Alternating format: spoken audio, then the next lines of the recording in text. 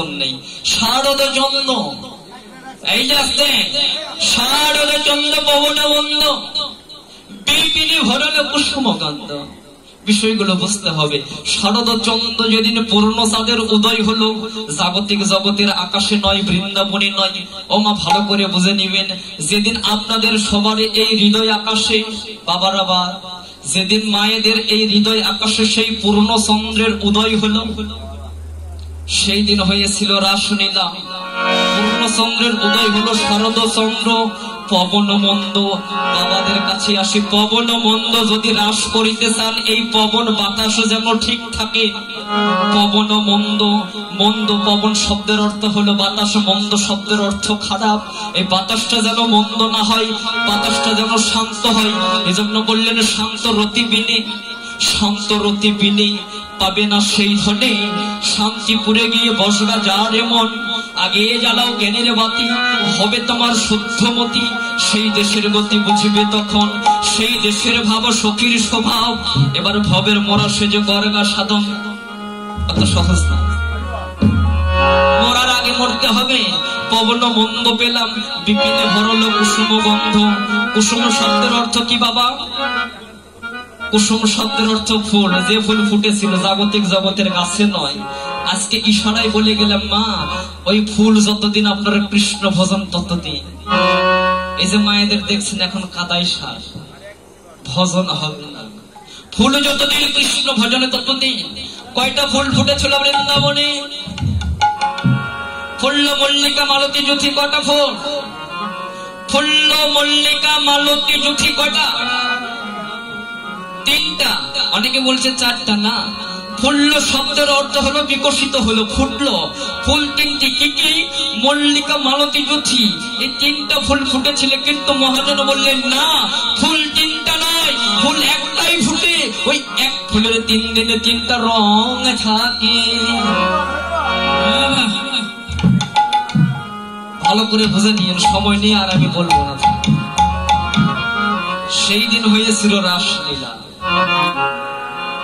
আমি শুরুতে বলে গিয়েছি, সব পালা বাইরের, এ পালা গোপনের, ভেতরে পালা।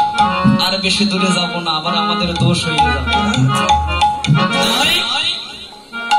অলস অবসঙ্গ গোড়া নটরায় কি কহব সেনা সভা কখনো না তাই। সে সবার সঙ্গে তুলনা করতে এবার মহাজনে কি নিয়ে এলেন?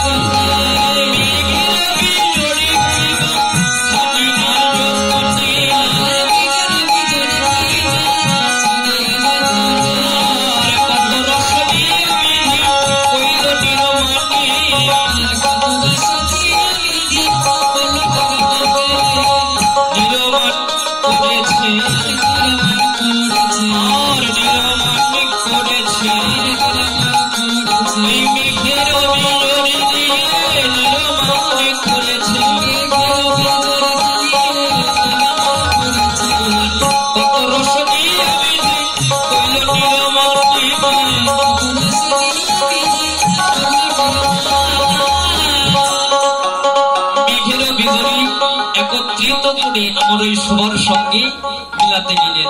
কিন্তু মেঘের বিজুরির সঙ্গে কি আরো তুলনা হয়? কেন? মেঘের বিজুরির অপর একটি নাম ক্ষণপ্রভা। ক্ষণস্থায়ী, এই আছে এই নেই। যখন বিজুরি আকাশে চমকে দেয়, চোখটা নয়নটা আলোকিত হয়ে যায়, কিছুক্ষণ পর আবার অন্ধকার। তাই মহাজন ওই বিজুরির সঙ্গে তুলনা করলেন। বৈষ্ণব আচার্য যখন তুলনা করলেন, লক্ষ্য করে দেখলেন বিজুরিতে হলো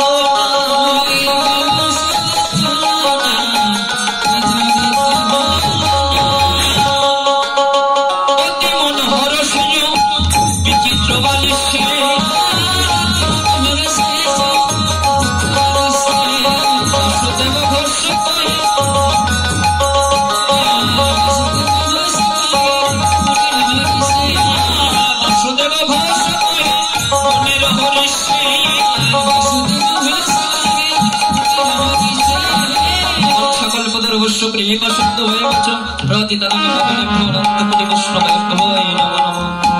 এতক্ষণ মধুময় মধু শ্রীধাম নবদ্বীপে ছিলাম এবং মধুময় মধুর বৃন্দাবনে গিয়ে বৃন্দাবন লীলা সাধন করবো। কমিটির বাবু আপনারা রেডি হয়ে যান, ঠিক আছে? আমাকে সময় দিয়েছে 40 মিনিট রেখেছি, ঠিক আছে? আপনারা সবাই ফুল করদল নিয়ে চলে আসুন, অল্প সময়ের মধ্যে শেষ করুন।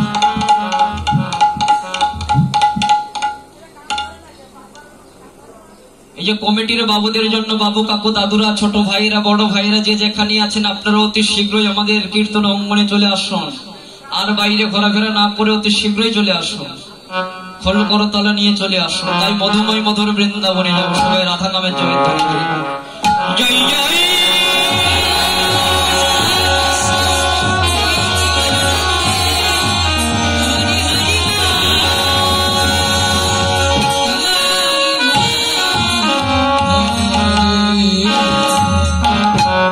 রাধে রাধে।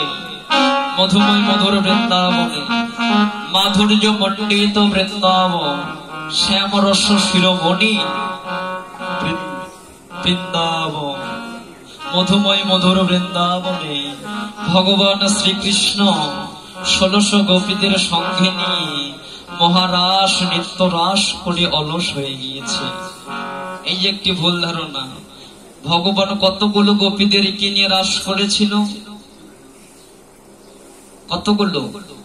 হ্যাঁ বলুন, কত? 1600 গোপী। 100, 200, 300, 1600 গোপী। কিন্তু না মা, 1600 গোপী নয়। ভগবান বৃন্দাবনে রাস করেছিল সরস গোপীদেরকে নিয়ে, সরস গোপীদেরকে নিয়ে, যারা রসিক ভক্ত।